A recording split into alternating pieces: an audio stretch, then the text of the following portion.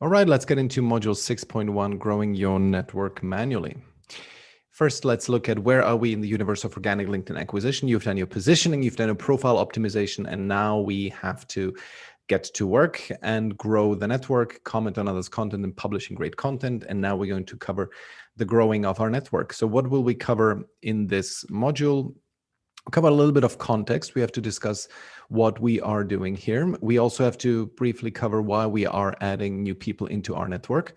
And then we'll get into the meat of it, the methods of growing our network manually. And there are demographic search via Sales Navigator, there's behavioral targeting, and in it, there's the method that works the best for me as far as manual LinkedIn network growth is concerned, and that's influencer audience harvesting. And then there's search, and then we have triggers. And then there's several tools that I want to cover and several productivity tips. Good. So let's get into the context.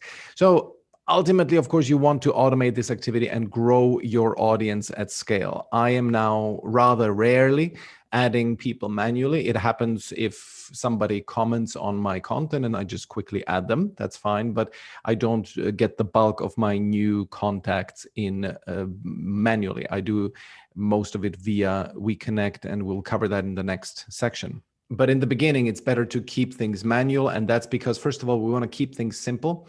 As you're getting acquainted with the processes, it's better to not introduce right away some automation. It makes things a little bit more complicated. So it's more simple that way.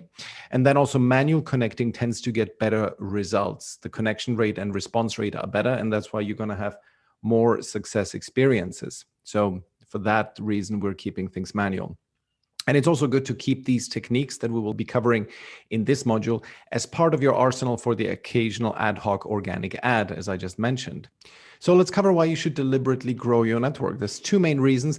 One is to do outbound prospecting. Of course, we need new people in our network to try to explore whether they could be a fit, and importantly, to widen the circle of people who see our content. We simply want to be seen more, and here you can see is a very simple exercise. Assuming the same number of viewers per followers and content engagement that is relatively realistic, you can get way more. You know, it rises linearly. If you have 1,000 followers, you're going to get 1,500 views per week. If you have 100,000 followers, you're going to get 100 times that. So it's very simple and straightforward. All right, so let's get into it. The 3 ways to grow your network manually: demographic search, behavioral targeting, and triggers. So demographic search, we do this using LinkedIn Sales Navigator. Now you can make a few searches on LinkedIn itself, but pretty soon you will get a prompt to pay. So it's not even worth discussing that much, because as soon as you do some 20 or 30 searches using the relatively poor tools that you have on LinkedIn itself, soon they will tell you that you have to pay for LinkedIn Sales Navigator. So we might as well do that straight away. Sales Navigator is on linkedin.com/sales, and it costs some $80 a month.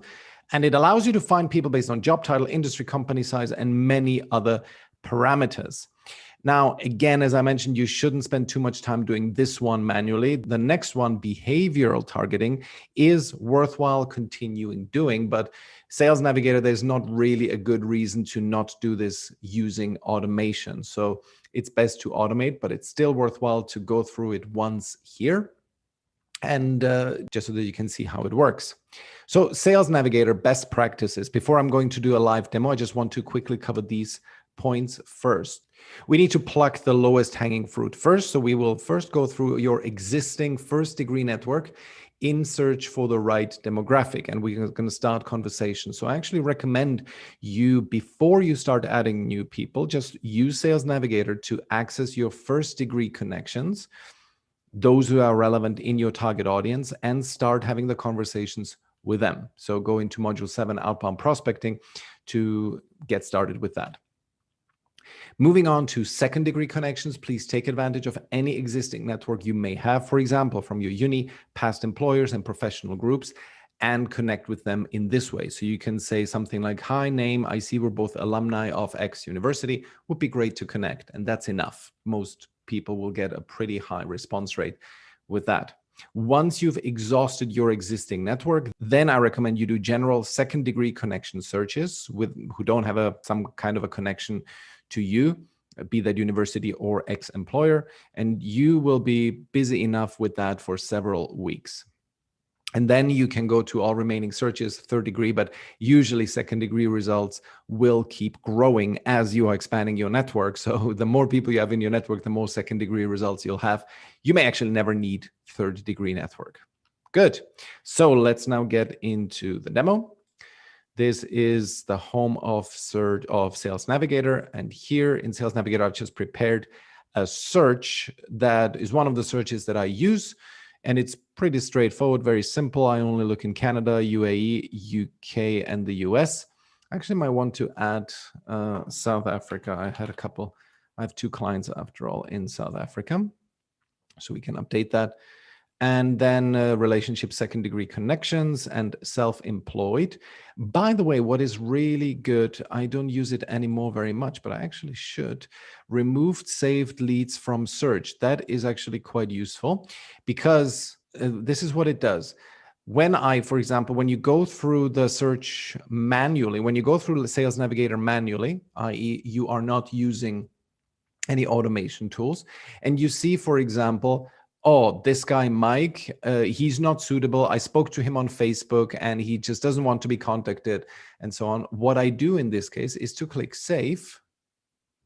And then I can create a lead list and I just dump it in here. If you then drop him in here and he's then saved in your lead list, and then you select this here, removed saved leads from search, it will not add them. That's actually quite useful, and I recommend that you do that.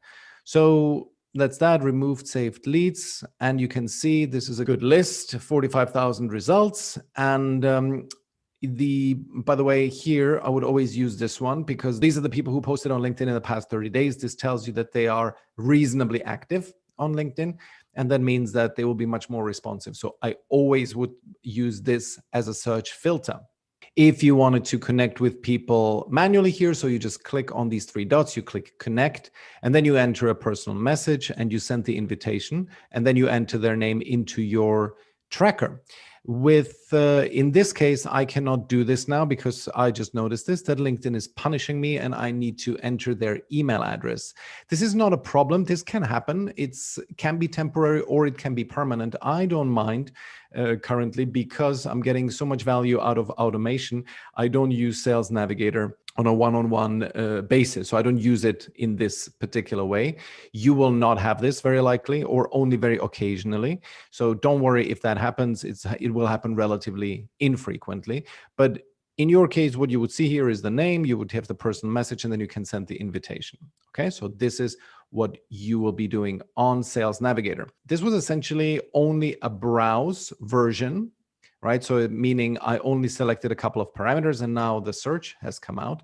Now, as far as a search is concerned, you can also run a search. You, for example, just enter, in my case, I work with consultants. So I just enter the word consultant, and this is going to be in their headline or their bio. And this, you can see, narrows down my audience because, for example, what used to happen here in this scenario, I can just tell this is a little bit of a background into how my targeting works. When I did this, you can see I say geography is this, second degree connections, and they are self-employed. I got quite a lot of people who were in a permanent position, but they were dabbling with something on the side. They had some kind of group going. And so LinkedIn picked them out, thinking that they have actually a full-blown business, but in reality, they just had a little side project going. And that kind of made me waste a lot of time going through their profiles. So right now I'm using this search where I also have the keyword consultant prominently featured. You see this group is smaller. It's only 10K. The other one was 23K. And so with the 10K here, I then add them. And when they accept me, then I can see that because they are a consultant, this is in their job title or in their bio, then this means that I have a much more relevant audience. And this is a much better search result for me. So this is actually quite good. Use this whenever you see that your audience is not delivering, when you see that there's many irrelevant people in there, then change up your search. And that's it. So much for Sales Navigator. All right, so a few tips on demographic search. A basic rule in demographic searches is if you have a really sophisticated search that few others will replicate, then Sales Navigator is very useful when you use it manually. But if it's a lazy search that anyone could do, for example, dentists in a particular US state, you are competing with many other people and your target audience will be relatively unresponsive. It still works, but I'm just saying that if you have relatively broad, large demographics, it's going to be difficult to get through to them using demographic search, using Sales Navigator. And also, the more traditional B2B your search is, the more effective Sales Navigator is. The more coachy and consulting-y your target audience is, the better behavioral search will work for you as far as response rate and acceptance rate is concerned. Then don't only look for job title in the job title rubric, also test searching in the keyword search box. I just showed you this. And if you are targeting solopreneurs, it could be useful, as many people do that. They target small B2B companies. You can also say it's for anyone who's targeting small companies. When you say in years at current company, you can choose those who have been in business for 3 years or more, so that you filter out those, people who have been coaches for like 3 months or something like that. Okay. So let's now look at a couple of limitations of demographic search, because there are quite a few. Because it is so easy and everyone is doing it, there's a lot of noise. So many of the people who you find through a demographic search on LinkedIn will have been targeted by so many other people that they are unlikely to respond to you. There is also, it's a collateral damage of this very same thing, namely there's a lack of context for starting a conversation. You have added them, and now how do you start a conversation? You say, oh, so you're an HR director in London. Awesome. I mean, that's not really going to help you to really kickstart the dialogue. So LinkedIn is not Facebook, and Facebook offers tons of behavioral targeting data. And with behavior, we mean anything that has to do with content, people's preferences, what they are interested in, and so on. LinkedIn essentially only offers demographic targeting. And so we have to build our homegrown behavioral targeting. And this is what we'll do next. The huge benefit of behavioral targeting, where you just simply connect with people over content that they engaged on, is that it's far easier to start a conversation and get a response. Simply ask yourself, what are you more interested, passionate about the fact that you are I'm just going to take something random, a 34-year-old female consultant who is living in Texas? Or is more important to you some kind of like a content post that you read and that you resonated with and you really liked what this person said? Of course, the latter is way more important to you. And it's far easier to start a conversation about that. People are far more passionate about topics and ideas than about their identity, who they are and what they represent. So that's that. And there's 2 types of behavioral targeting. One is, I call it influencer audience harvesting. And that's via the newsfeed and by seeking them out directly. And then there's search. It shouldn't be search. Search is just search. We simply search for keywords in our industry. And I'm going to show you how that works. So let's quickly cover the theory of influencer audience harvesting. There are people out there already who have people as an audience that you want to talk to, right? It could be your competitors, could be people who do similar things to you, but there's people who already have large audiences. So we will go through their likes and comments and add anyone who seems suitable for us. And this method has given me, in a very competitive niche, LinkedIn coaching and so on is extremely competitive. I get a 75% invite accept ratio and more than 50% response rate. So that's really, really good. And it is the primary network growth method that I recommend. Okie dokie, let's go into a demo. Okay, so this is what I recommend. We have this gentleman, Jason, here. He is a person who has a very similar target audience to the people that I want to reach. So we are going into his activity. We are going to look at his content. We are going to select posts, and we see one of his most recent posts. He has 60 likes. So we are going to open them and look at them and click. And here you see many of these people are in my first degree already. And so here I look, from second degree onward, I'm going to look at who sounds like they could be relevant for me. So I'm looking for coaches, consultants, and small B2B CEOs. Growth manager at AME, this is probably an employee, so it's not interesting to me. President at TTT, shopper trade marketing, experts, connector of people and company, could be. Digital marketer, social media strategy, and coach, perfect. This guy could be good.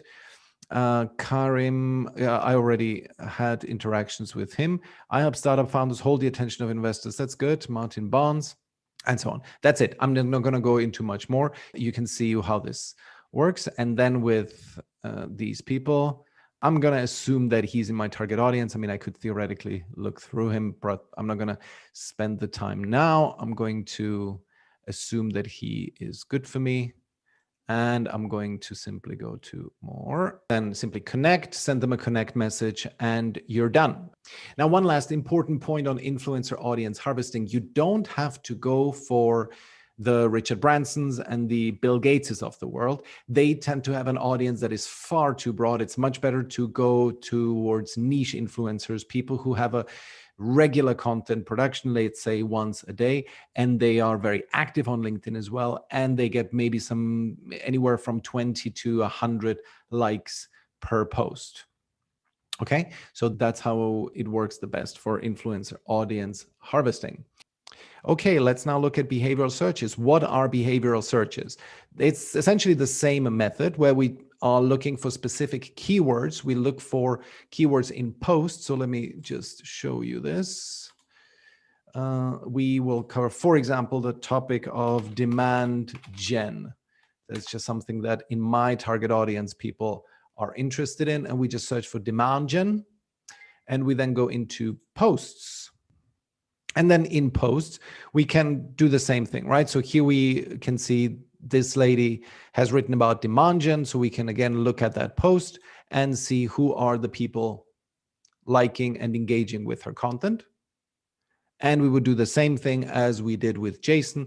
We would simply look at the people liking and commenting on that content, and off we go. And so there we just cover and boom, and we can start connecting again. Cool.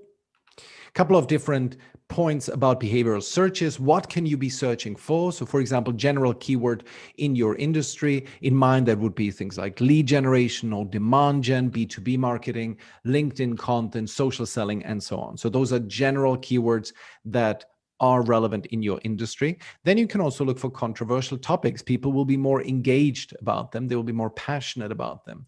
In mine, for example, it would be anything that has to do with marketing automation.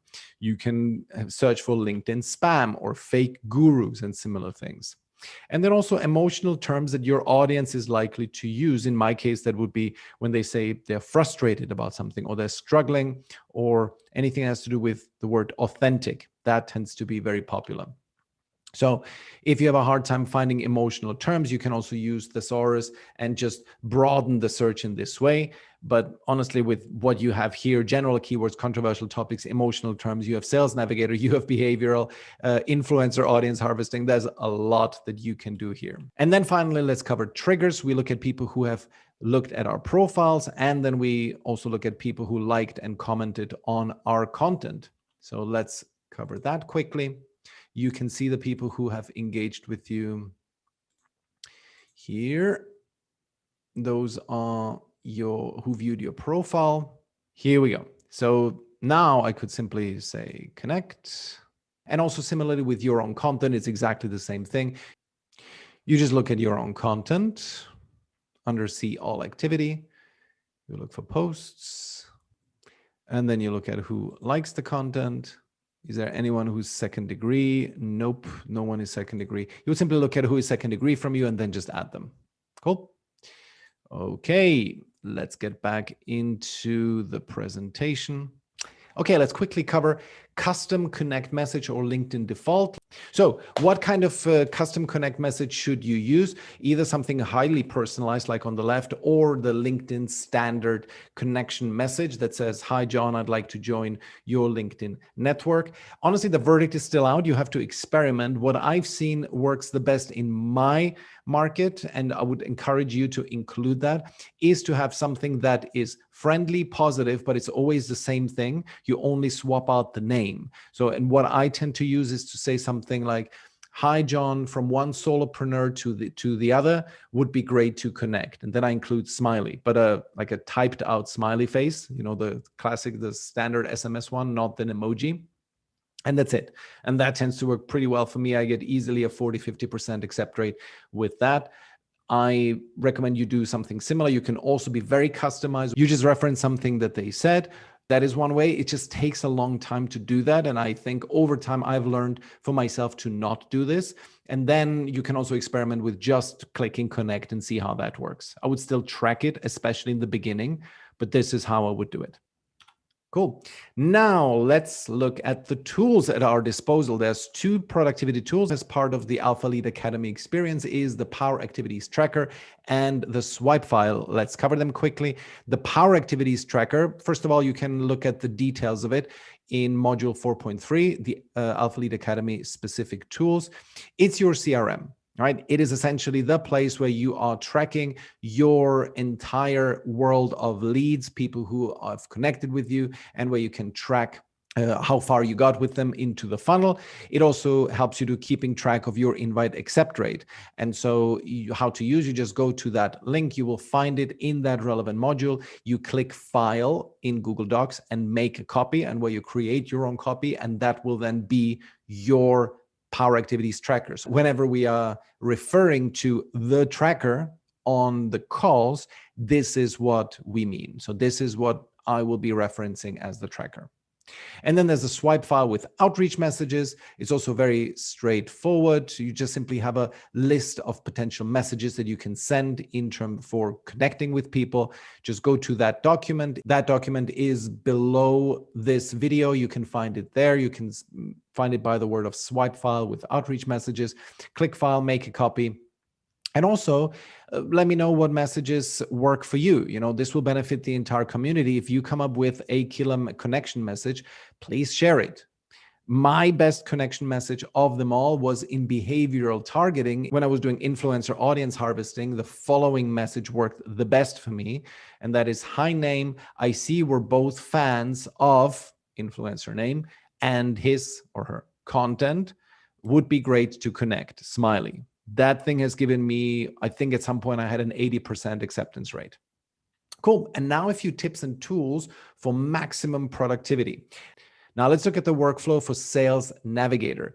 It's so important that you get this done quickly. It really makes a difference whether you can add 30 people in 1 hour or just 5. And I've seen both of those and I've experienced both of those.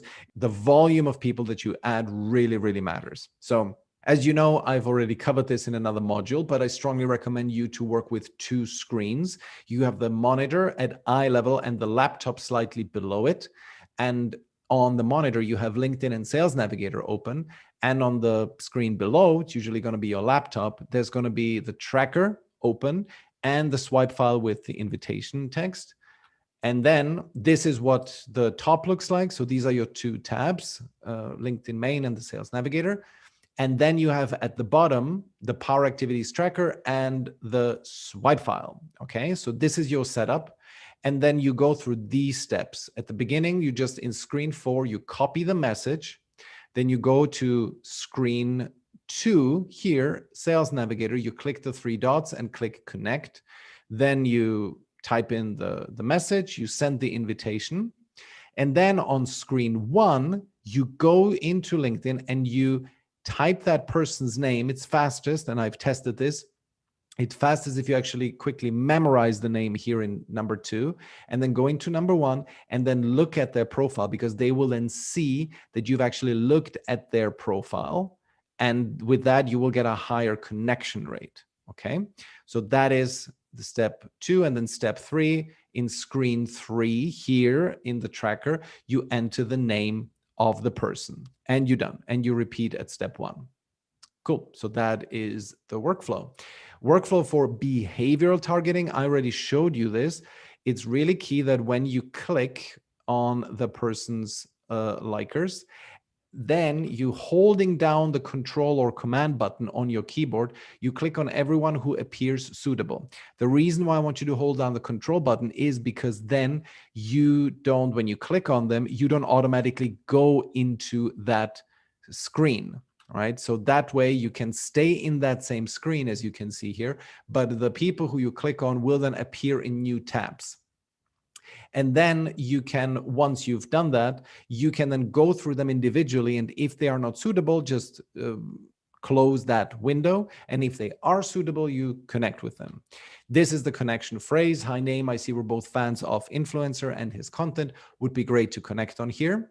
You put that on the clipboard and just connect with people one by one. And of course, swapping out the name for name, for their actual real name. And then once you've run through the browser window's width of people, add all the names in the tabs in your tracker, right? So you see that, okay, Shano and Emily and Yuri and so on, I've added them. So I'm going to add their names into the tracker. And again, in my experience, I remember what works best is if you, instead of copying and pasting, it's too fiddly, you're going to make mistakes, accidental clicks and so on. It's much better to just look at them, Shano K. Sam, and type it out. Emily Griffith, type it out. That's the fastest way. All right, so let's look at numbers to aim for. I would suggest you strive to add at least 40 people per hour. That should be your goal. I've had hours where I've added like 60 people per hour. So this is absolutely possible. You could even do more. I think I did not completely go crazy on it, but I think more is possible. If you cannot reach that number, then really it's absolutely important that you audit yourself. So think in every single step, observe yourself and think how you can shave off seconds from every step. I once did this with a client. I asked her to simply record herself as she is doing this. I identified instantly like at least 5 things she could do to accelerate how she was doing things. So be critical. And if you think you're far away from those 40 people and you don't know why, first always try to help yourself. But if you cannot figure it out yourself, come into the call, show me your process, and we'll be able to improve on that. Finally, a few scattered tips. I'm covering this in another video, but just to make sure you're doing this, please withdraw your invitations on a regular basis, because there's a suspicion that LinkedIn is monitoring your accept rate and that your pending unanswered invites, they do damage in various ways and they put you at risk of being on LinkedIn's watch list. So it's very easy to withdraw invitations. And because it's easy, you should do it at least twice a month. So these are the steps. You click on My Network. You click on the people who have, the see all people who have connected with you. Or if there's no pending invitations, you click on the Manage word. Then you go into the Send folder. And within Send, you just withdraw individual people who you've added. Of course, you wouldn't do this with this lady because you only added her 3 minutes ago. But with anyone who's, for example, older than 1 week, this is what I would do, or 2 weeks, something like this. And then you just click on withdraw and then you withdraw. How much of this should you be doing every day? This is what I recommend, that you start with 50 invites per day and gradually increase it. You should aim for a 25% connection rate on Sales Navigator and 50% via behavioral. That's a good indicator your positioning is on point. If you have significantly below that, we may have to work on your positioning and how you connect with your target audience. Your headline may not be right, so we have to revisit that. Also, monitor your connection rate success and whether people react differently to different connection messages. You can make the call after at least 50 invitations sent. It's not scientific, but it gives you a good indication. So if you see that one connection message works really well, then just keep at it, keep with that. This is how I discovered that this, hey, I see we're both fans of XYZ and his content worked really well for me, so I stuck with it.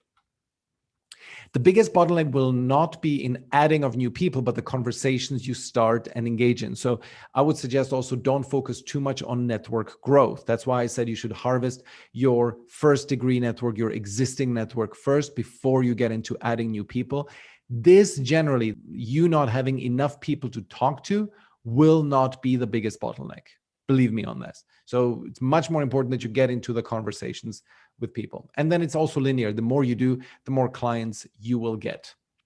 And this would be your daily to-do list. There's, of course, growing the network. Below that, you see outbound prospecting, commenting on others' content, as in your own content and so on. So let's now only cover the growing your own network. This, of course, only is relevant if you are not doing WeConnect yet, if you're not doing automation. This is what I would do in 1 hour. You should add 30 new ads in demographic search, 20 new in behavioral search, and also the triggers. And of course, if you don't have, this is a total of 5 hours. If you don't have 5 hours, then simply decrease the time that you spend on each of these steps in the appropriate ratio. So if you only have 1 hour a day, well, then just add 5 people and then do a little bit of outbound prospecting and then a little bit of commenting and do a piece of content once every 3 days. Okay, that's how I would do it. Don't just spend your 1 hour a day just growing the network. It doesn't make sense. You have to do all of those individual steps to get results. And once you've done this for a week or two, you can move on to automated network growth. And we will now cover this in the next module. Thank you very much.